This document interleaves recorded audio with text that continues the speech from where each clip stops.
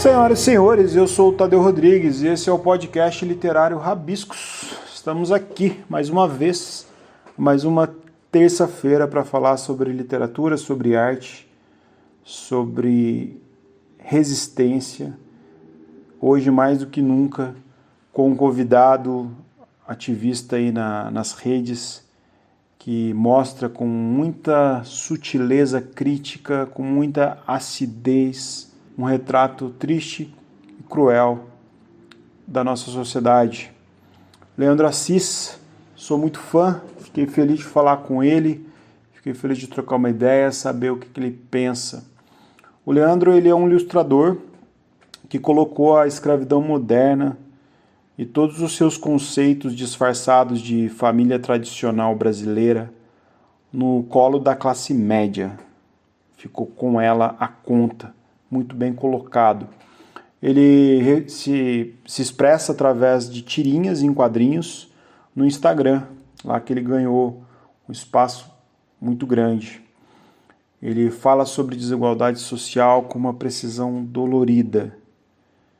Ele retrata na série Os Santos, que foi criada antes da pandemia, a família conservadora brasileira que se esconde através de discursos ditos nobres, de boa moral, uma família que posa bem para as fotos, mas que dentro tem um interior racista, um interior homofóbico, que odeia que o pobre tenha acesso à educação, ao lazer, à cultura, que odeia que o pobre fale, se expresse, viva, que odeia o pobre. E ele faz essa arte retratando as empregadas domésticas dentro dessas casas, onde o patrão finge ser aquele como da família, falando, olha, essa empregada é como se fosse da família, está aqui há tantas gerações, a mãe dela foi nossa empregada, a avó dela, quando na verdade a gente sabe que só está ali para servir, muitas vezes sem os direitos trabalhistas, sem sequer poder viver perto da família.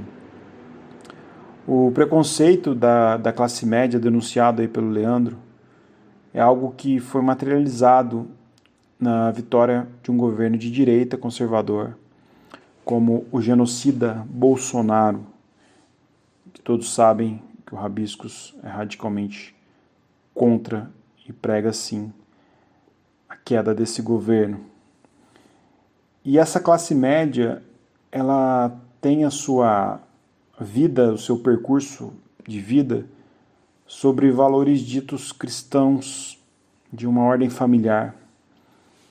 E a gente sabe que o nosso presidente foi autorizado por eles, por essa classe média conservadora, a pintar um quadro social lamentável, seja pelo enfrentamento que o governo dá à pandemia, que agora estamos aí diante de casos severos de corrupção na compra das vacinas, seja pelo modo com que ele dita as suas diretrizes. Leandro coloca muito bem o fato das empregadas estarem dentro de casa, diferente dos outros funcionários que geralmente estão em empresas ou trabalham como motoristas, enfim, aquele pessoal que está no morro. Leandro coloca que as empregadas dentro de casa sentem de perto o desprezo que grita a exclusão e humilhação, ainda de bocas educadas. Bom, no roteiro das suas criações, ele tem um auxílio primoroso da escritora e ativista Tricila Oliveira, que viveu de perto os meandros pintados aí nas charges, que dá um auxílio incrível para o Leandro. Sobre a situação da pandemia em si, essa que eu falei até agora, dessa estrutura familiar, que é da série Os Santos, que foi criado antes da pandemia, e sobre a situação da pandemia, ele levanta uma crítica às influências digitais, tanto homem quanto mulher, né? Mas ele representa na personagem Fran a série Confinada. A ela se critica a positividade tóxica durante a pandemia, o estar confinado numa mansão com inúmeros cômodos, onde essas influencers gravam stories com frases motivacionais, de gratidão, e não se dão conta do privilégio que têm. Falam como se fossem merecedoras ou merecedores, enquanto humilha veladamente, e às vezes não tão veladamente, as pessoas postas como serviçais dentro de casa. É comum aí, às vezes até as pessoas que estão trabalhando dentro de casa aparecer nos stories, ou a pessoa posar ao lado como se fosse muito bem acolhedora. Bom, Leandro Assis é necessário, a sua arte é necessária. O papo foi muito bom e trouxe através da arte, da sua arte, uma luz que precisa ser acesa e precisa ser discutida. Onde estão os escravos modernos? Onde estão os escravagistas? E onde nós estamos? Espero que vocês gostem do papo. A edição do programa é feita por mim, como vocês sabem, então me perdoem se eventuais barulhos de trânsito, eventuais barulhos de chiado, reverb, aparece, eu faço o meu melhor. E lembrando que às quintas-feiras o papo é sobre cinema, sobre filmes, com um episódio, com o programa A Cabine do Filme, apresentado pela Carol Pedrosa. Obrigado a todo mundo. Peço encarecidamente que quem gosta do trabalho do Rabiscos, curta, divulgue, compartilhe. Isso ajuda bastante com os números a chegar aí em vários lugares. Espero de coração que vocês gostem. Leandro Assis, obrigado por você estar aqui no Rabiscos comigo. Uma honra recebê-lo. Obrigado pelo convite, Tadeu. Cara, que movimento intenso são as suas charges, né? Eu fico vendo como você consegue criticar a sociedade, criticar um mundo tão latente nas redes sociais de um outro lugar, né? O que mais me comove do modo com que você aborda temas tão sensíveis como o direito de ir e vir, o direito de se ter coisas, o direito de poder existir por ser quem é dentro de uma classe social dominante ou outra, é muito diferente no tom de crítica. Eu queria que você falasse um pouco pra gente como que é a sua formação, como que surgiu a ideia de criar as séries, né, a Confinada e o Santos, e que explicasse um pouquinho da sua origem assim, para o ouvinte do Rabiscos. Beleza. Bom, eu sou do Rio de Janeiro, sou roteirista, na verdade, né? Assim, desde pequeno eu queria contar história de forma visual. Isso para mim era fundamental, que fosse desenho, cinema, televisão. E sempre tive vontade de fazer histórias que revelassem algo de errado, que revelassem algo que eu considerasse errado, que trouxesse à tona, sabe, algo que era pouco falado e que me incomodava de alguma forma, né? Claro que comecei a trabalhar como roteirista e na minha trajetória, eu fui fazendo os trabalhos que pintavam. Fui ser contratado por uma produtora, fiz trabalhos para eles, trabalhos que eu adorei ter feito, mas que não conseguiam necessariamente ou sempre abordar esse lado, essa questão de fazer alguma crítica social ou disso, como eu falei, revelar bastidores de algo que me incomodava, coisa parecida. E quando eu resolvi, então, parar um pouco com o roteiro e me dedicar a quadrinho, foi para isso, foi para poder criticar ou olhar, pelo menos, para o que me incomodava no Brasil, né? E a gente estava vivendo nós estamos vivendo essa questão do Bolsonaro, de um movimento mais de extrema direita no Brasil. Então esse foi o meu alvo, vamos dizer, que era o meu grande incômodo, né? Eu sou do Rio, mas vim para Portugal muito por conta disso, por conta não só da violência do Brasil, mas também por essa onda de extrema direita, quando eu me vi cercado por pessoas que eu não esperava que fossem votar no Bolsonaro e votaram. Eu fui vendo que o buraco era muito mais embaixo. E aí, a primeira coisa que eu fiz foi fazer uma série de humor chamada As Lives do Minto Javier Bolsonaro, e que era mesmo para fazer piada com o governo, com ele e tudo mais. Mas aquilo lá não me satisfez, sabe? Faltava alguma coisa, faltava falar dessas pessoas que eu descobri que votaram no Bolsonaro. Pessoas muito próximas, ali da Zona Sul do Rio de Janeiro, classe média, média alta. E aí eu resolvi fazer, então, uma série. Foi muito no impulso, sabe? Eu um dia tentei fazer uma tira, que eu nem sabia se ela ia ser de humor, se ela ia ser séria. Eu não tinha ainda muita noção do que ela ia ser. Eu só sabia que era uma tira sobre uma família bolsominion, um casal idoso, seus filhos, e que votaram no Bolsonaro, e a relação deles com a empregada, a família de empregadas domésticas que trabalha para eles, né?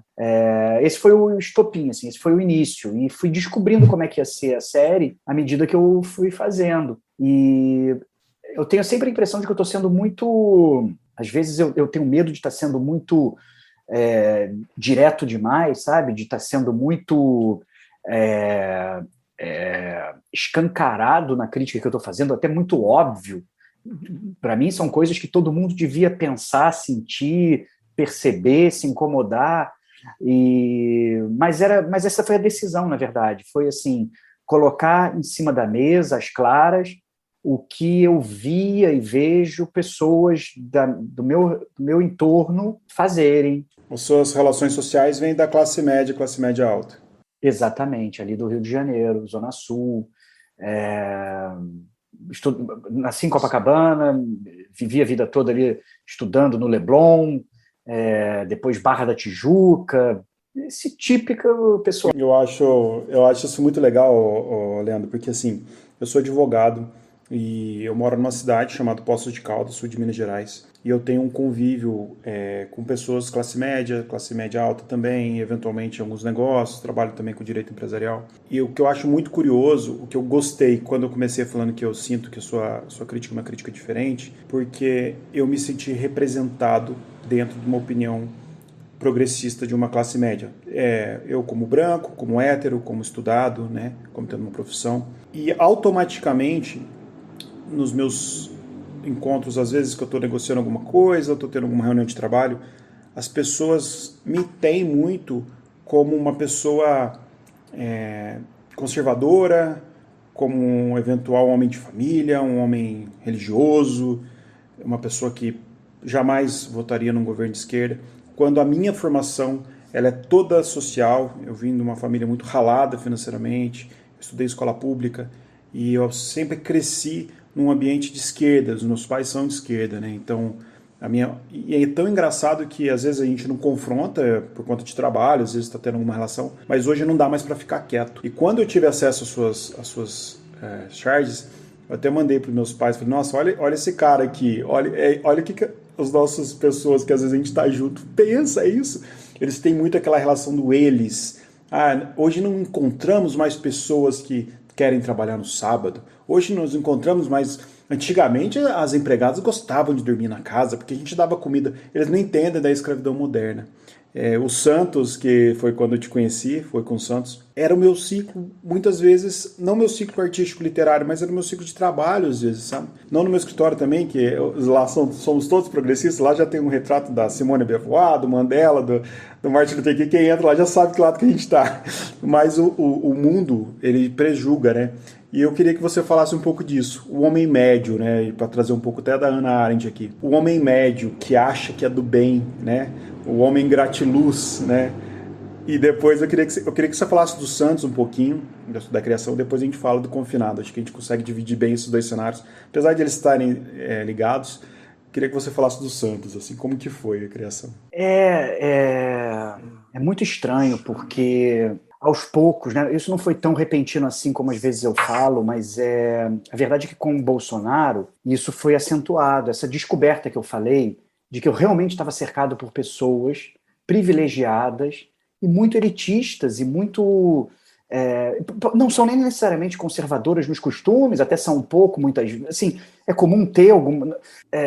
não são absolutamente progressistas, mas são pessoas viajadas, inteligentes, estudadas e que entendem certas coisas e que aceitam casamento gay, vão até algum ponto, mas também tem um limite ali, mas é principalmente um limite voltado a esse elitismo, essa necessidade de ter as pessoas servindo. Então, a questão é a seguinte, o Santos, cara, veio dessa descoberta mesmo, que não vou dizer que foi completamente repentina, ela já vinha acontecendo aos poucos, que foi descobrir que eu era cercado por pessoas mais conservadoras, muito elitistas, preconceituosas muitas vezes, e foi estranho para mim, porque muitas pessoas me perguntam, depois que eu comecei a fazer o Santos e Confinada, por que eu não sou assim, ou por que eu vejo isso e eles não veem? E eu não vou saber explicar. Para mim, muitas dessas pessoas com as quais eu convivia eram como eu. Então, assim, quando eu vi que elas eram capazes de votar no Bolsonaro, é que eu percebi que tinha ali uma distinção. E que eu não vou saber dizer de onde essa distinção veio. Porque são pessoas que eu estou falando que estudaram na mesma escola que eu, que viveram a mesma vida que eu, que viram os mesmos filmes que eu. Então, é muito difícil eu consegui precisar onde foi que eu olhei para outra coisa. Eu, minha mulher, que pensa muito como eu, que também tem uma criação parecida com a minha, que tem uma história muito parecida com a minha.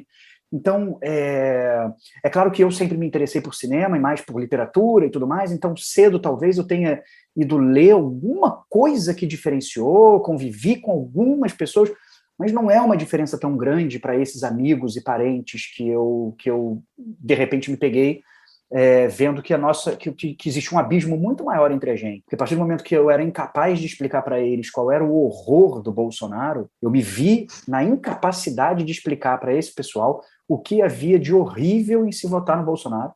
Ali eu vi que a minha diferença para essa gente era muito grande, era apesar de toda a história em comum, né?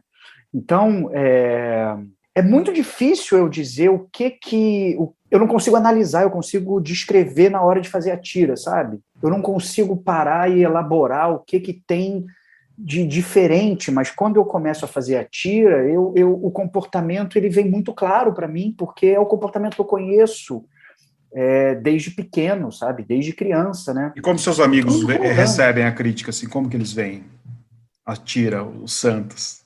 Eu me afastei, cara, da maioria dessas pessoas antes mesmo de começar a fazer o Santos, sabe? O que eu posso dizer é que aqueles com quem eu falo gostam. Assim, eu cheguei a... Hã? Eles se reconhecem no Santos, não? Eles não se reconhecem, né? Eles entendem que tem um pouco deles ali, eles percebem as semelhanças com a vida deles em algumas coisas, mas eu não acho que seja um reconhecimento total. Eu acho que, assim, existe talvez uma preocupação no trabalho dele ser muito verossímil. Então, reproduzir demais, com muita fidelidade, os cenários, os ambientes, as situações. Então, isso impede que essas pessoas digam que aquilo não existe, que aquilo não acontece. Elas reconhecem, algumas dessas pessoas certamente reconhecem histórias que estão ali. Então, é muito difícil elas dizerem que aquilo não acontece. Mas acho que todo mundo consegue se distanciar e se ver como uma pessoa melhor, uma pessoa do bem, essa questão de ser pessoa do bem, né? Então... mas acho que já existe também uma percepção muito grande do abismo social que a gente vive, e eu acho que muitas dessas pessoas devem viver um conflito interno ali, sim, já, sabe? Já há algum tempo também, mas o privilégio fala mais alto, o conforto do privilégio, eu acho, sabe? Mas eu já fui surpreendido por muita coisa. O meu primo, que é um cara desse meio que eu descrevo, mas que eu acho que é com uma cabeça um pouco mais aberta, ele tem muitos amigos do mercado financeiro. E ele não sabia, meu primo não sabia que eu fazia essas tiras, e ele ficou sabendo por amigos que mandaram para ele ler, e quando ele foi ver, era o primo dele que estava fazendo, ele ficou surpreso, e aí ele veio me contar que esses amigos do mercado financeiro, pessoas ricas, bem ricas, eles criaram um ritual de sempre que sai uma tira, antes do começo do trabalho, do dia de trabalho deles, eles sentam na mesa ali, leem a tira e dialogam, conversam, analisam, trocam ideias sobre aquilo. Aquilo virou um ritual de pessoas que eu certamente não esperava tocar, sabe? Eu não imaginava isso. Então, eu acho que eu tenho dificuldade de entender como é que é a recepção desse pessoal. Esse tipo. E até agora, essa semana, eu recebi um WhatsApp de uma influencer que eu não a conhecia, mas puta da vida, porque em Miami não se acha empregada doméstica como no Brasil. Que em Miami a empregada que quer passar a roupa, ela cobra US$ 25.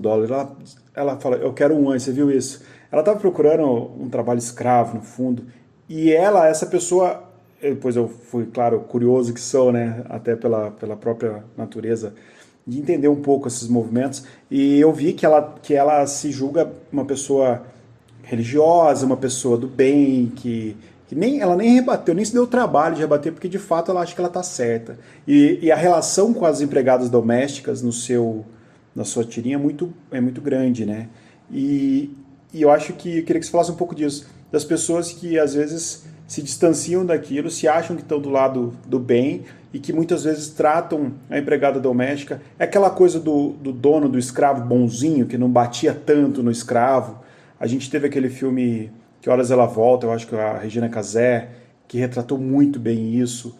Eu queria que você falasse um pouco dessas relações, assim, que você pode falar com propriedade, com as empregadas domésticas também. E se eu não me engano, Leandro, eu li em algum lugar, aí você já aproveita o gancho, que tem uma empregada doméstica que te ajuda nos roteiros. Eu queria que você falasse um pouco desse universo todo. Esse negócio da relação dos patrões com as empregadas domésticas é porque, para mim, isso, né? A pessoa de classe média alta, rica, branca, privilegiada, ela tem essa questão de desumanizar o pobre preto, né? O cara que está ali na favela, que está ali só para servir. Ele pode sair da favela, tem que ficar, né? Aquela coisa de tem que saber o lugar dele e tem direito de sair da favela para ir trabalhar no restaurante como garçom, como manobrista de carro, como faxineiro, mas não pode muito mais do que isso.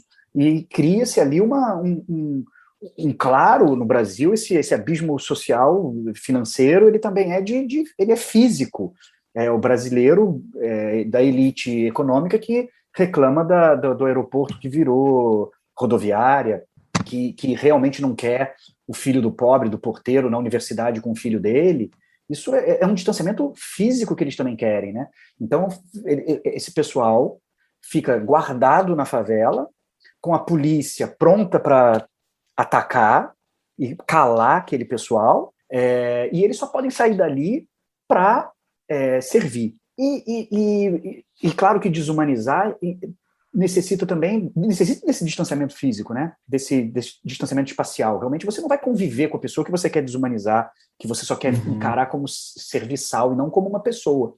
Só que aí a empregada doméstica rompe essa barreira, né? Porque ela está dentro da casa da pessoa, ela priva ali do convívio da família, ela é a relação que teria tem mais essa mistura que leva, inclusive, o rico a falar, não, eu trato muito bem, ela é praticamente da família, né?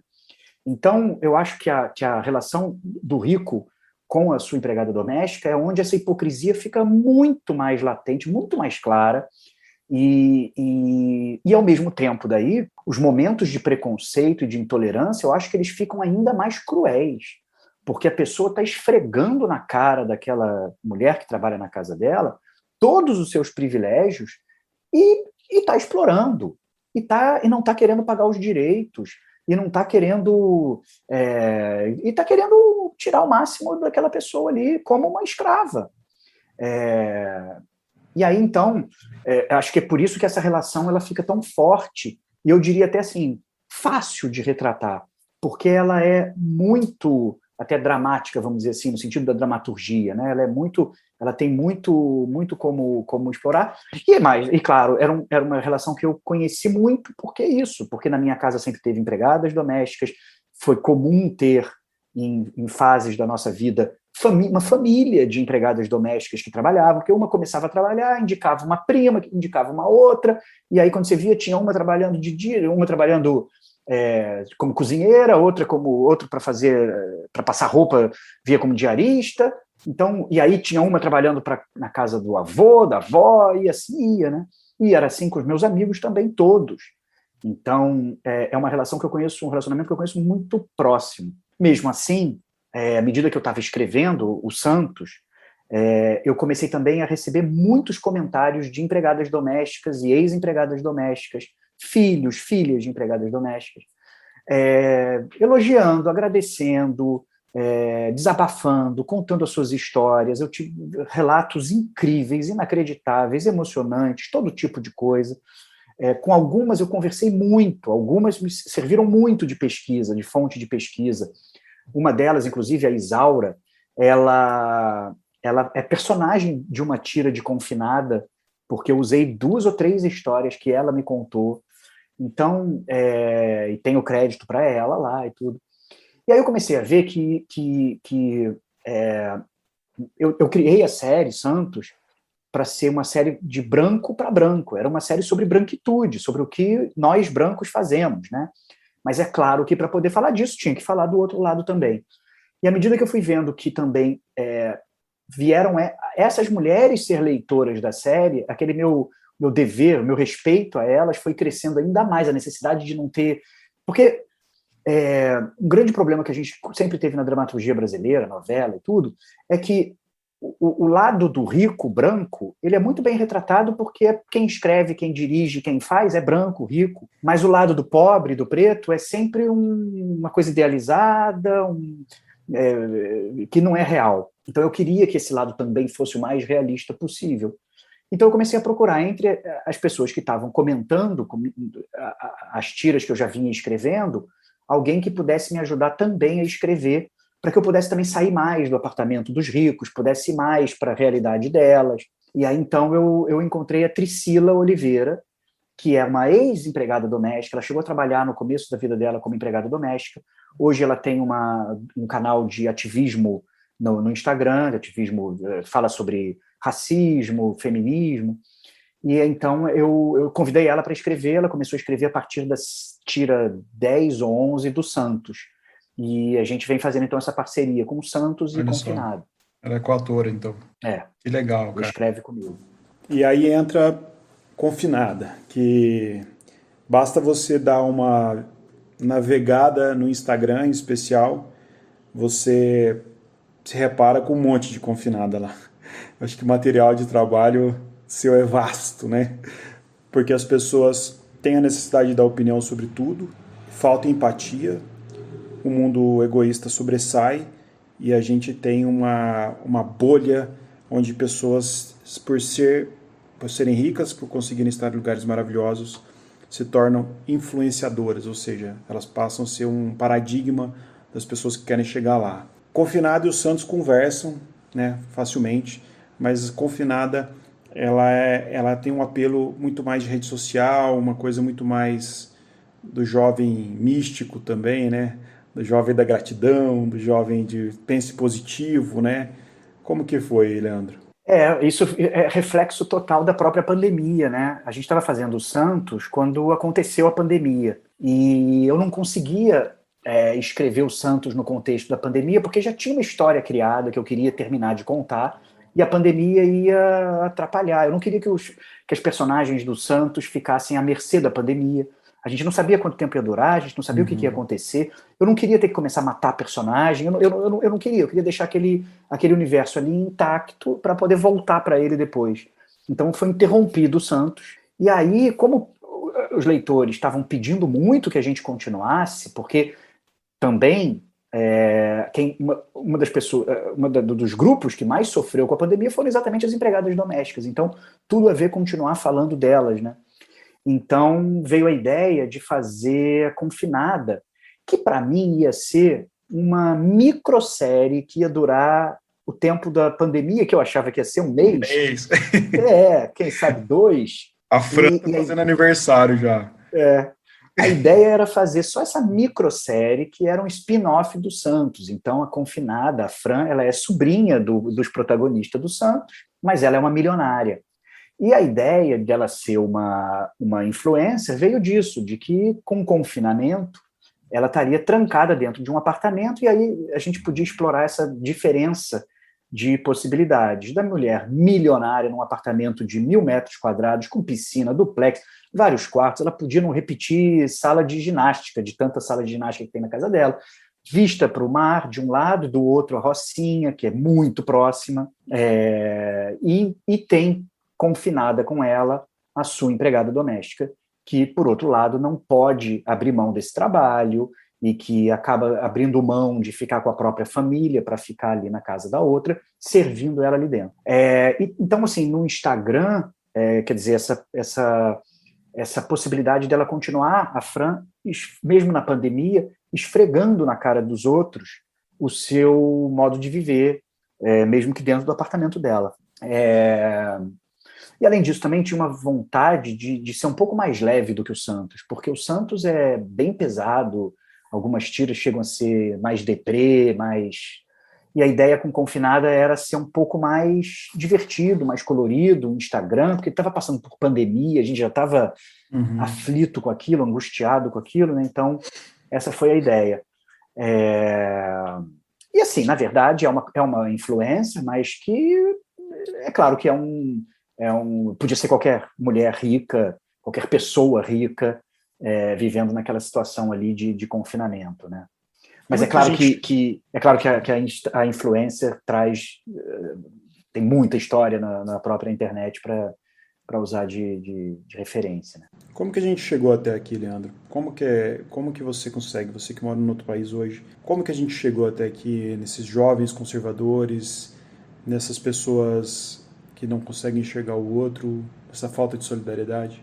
Boa pergunta, porque eu não sei que eu acho que eu faço esses quadrinhos, né, cara, para tentar entender. Eu sempre brinquei, né, o Santos, quando começou, a vontade mesmo era isso, era ser um Globo Repórter dos bolsominions, quem eles são, como eles vivem, era para tentar entender mesmo, né? O que eu vejo é uma mentalidade escravocrata que o brasileiro... Eu tenho essa tese já muito batida até, mas que eu tendo a acreditar nela, de que nós nunca tivemos no Brasil realmente o povo conseguindo ser protagonista de nenhuma alternância de poder de verdade, né? Quer dizer, o povo está sempre observando e testemunhando os golpes e sucessivos golpes no poder, e nós nunca tivemos esse momento em que a elite econômica teve que prestar conta de tudo que fez. Então, a nossa elite econômica continua herdando o que começaram a ter lá no início do Brasil, entende? Então, acho que falta essa virada, falta esse momento em que a minha... Assim, eu não gosto muito de ficar falando isso para as pessoas, porque eu acho que isso afasta leitor para o Santos e Confinado. Para mim, um pouco, Santos e Confinado é uma coisa assim. A minha sensação bem particular, o meu negócio é assim: o branco rico no Brasil já teve todas as oportunidades de permitir que o Brasil melhorasse. Já teve vários momentos em que o Brasil quase chegou lá, parecia que estava caminhando. Com todas as falhas do governo de esquerda, do PT, ou que nem tão de esquerda como muitos dizem, quer dizer, quando teve um governo que tentou melhorar a vida do pobre e melhorou também a vida do rico, né? Não podemos esquecer. Mas vinha melhorando a vida do pobre, vinha colocando mais na faculdade, vinha pelo menos aumentando a capacidade de consumo dele, o branco reagiu de uma maneira tão violenta que elegeu o Bolsonaro. Aplicou um golpe atrás do outro, tirou do poder, colocou na cadeia o presidente Lula, impediu que ele fosse candidato, e culminou no Bolsonaro. Então, assim, para mim, aquela tinha sido, para mim, o último momento na história da minha vida no Brasil que fazia eu achar que dava para ainda ver se o rico brasileiro ia aceitar a mudança, ia começar a abrir mão de privilégio por entender que isso faria do país para todos um país melhor. Porque não é possível que o rico brasileiro ache que o Brasil é bom para ele também. O rico brasileiro tem que pagar tudo, tem que pagar escola particular, tem que pagar segurança, tem que fazer o seu turismo fora do Brasil para não morrer por medo de assalto, tudo, saúde. Então não é possível que não entenda que se melhorar a vida do pobre, melhora a vida para todos, né? Então, assim, Santos e Confinada para mim é meio que assim, ok, vocês continuam com essa cabeça escravocrata e elitista? Então tá aqui, ó, é assim que a gente pensa, ó, é isso que a gente faz, é assim que a gente trata o pobre, o preto nesse país, é isso aqui, né? Vamos continuar fazendo assim? Vamos continuar sendo católico, mas fazendo essas coisas? Vamos continuar sendo religioso? Vamos continuar achando que nós temos que recuperar o Brasil, e o Brasil é isso aqui, é isso que vocês estão criando? Não vão se tocar ainda assim? Se não se tocar agora, para mim, no meu discurso pessoal, agora o próximo passo é só com derramamento de sangue. Porque quando que o brasileiro rico vai abrir os olhos para o que está fazendo para o país e para os pobres, para os pretos, para as minorias? Quando que vai abrir os olhos? Já teve todas as oportunidades de fazer isso e não fez. Eu não acredito mais. Então, acho que Confinada queria dizer isso, por isso que a personagem, a empregada doméstica, no final, para poder ter a vida dela um pouco melhor, ela tem que agir contra a sua patroa, tem que trair, tem que roubar, vamos dizer assim, né? Invadir a privacidade dela e falar as verdades que ela falou lá no celular da outra. E no Santos vai ter coisa por aí também. Então... E você sente esperança? Tem alguma ponta de esperança? Porque é um discurso não esperançoso. Como eu acho que o Emicida que fala, né? Eles têm que rezar que a gente quer igualdade, não quer vingança, né? Você tem alguma esperança nisso tudo? Eu não tenho. Assim, eu vou me iludindo com esperanças diariamente, sabe? Se eu não paro para pensar, eu tenho esperança. Quando você me faz uma pergunta como essa e eu paro para pensar, eu vejo que eu não tenho, sabe? É triste, né? Se eu parar para pensar, assim, a gente tem que ter esse embate, né? A pandemia criou-se muitos artistas também, e as pessoas que estão conseguindo falar através dela, mas calou muita boca também de muita gente que merecia estar falando também, né? Leandro, você tem no seu Instagram, às vezes eu vejo Leandro para assinantes, né? Você faz um trabalho também para desenvolvimento da arte aí. Queria que você falasse um pouco o que é isso, como que a pessoa pode ajudar o seu trabalho. É isso, eu criei um Catarse, Leandro Assis, eu não vou lembrar o link, o pessoal pode ir lá procurar no Catarse, quadrinhos de Leandro Assis, e que é isso, é para poder me ajudar a manter o Instagram sem eu precisar fazer trabalhos que me tirem do Instagram, entende? Porque é isso, eu sou roteirista, fazia cinema, fazia televisão, parei de fazer, estou há um tempo, já uns 2 anos, eu acho, fazendo quadrinho exclusivamente, veio pandemia, está tudo mais difícil, então eu preciso realmente manter o Instagram ali de pé. A Tricila, a mesma coisa, ela tem o apoia-se dela, também acho que é legal apoiar a Tricila, inclusive pelo Instagram dela, que é o AFEM1, também pode dar uma olhada nas campanhas que ela tem de apoio. É uma maneira que a gente tem de conseguir se mantendo. Vai ter livro de Confinada para poder também... Ah, legal, eu ia perguntar isso. Daqui a pouco também, assim que terminar o Santos, vamos preparar um livro. E assim, também tem uma loja para vender camiseta, vender... Legal. Isso tudo no meu Instagram, dá para a pessoa... A gente tem que divulgar tudo isso, que eu acho que é isso. Obrigado. Né? E, Leandro, outra coisa, para a gente partir para a reta final, como é que é a sua relação com a leitura? Assim? Você é uma pessoa que lê bastante? Da onde você se alimenta para criar assim, as partes todas da sua arte? Cara, eu leio muito, já li mais. Quando eu estou fazendo Santos e Confinado, eu consigo ler muito pouco, porque é um volume de trabalho muito grande mesmo, né? E acabo não lendo, não. Acabo pesquisando para fazer, né? Fico muito mais sofrendo nas redes sociais das influências do que lendo. Mas gosto muito de ler. Estou muito desatualizado. Eu fiquei velho, de repente, eu descobri que eu estava velho. Eu fiquei preso nos autores, cara. Estou totalmente cringe e preso aos autores, tanto de quadrinho quanto de literatura, da minha juventude, cara. Eu não consigo me atualizar mais. Vou começar a acompanhar mais os podcasts. É isso aí. Tenho falado com os quadrinhos, inclusive falei com a Laerte essa semana, ela vai vir aqui também. Pessoas que eu admiro, que fazem a crítica funcionar dos quadrinhos, ter esse poder, essa força.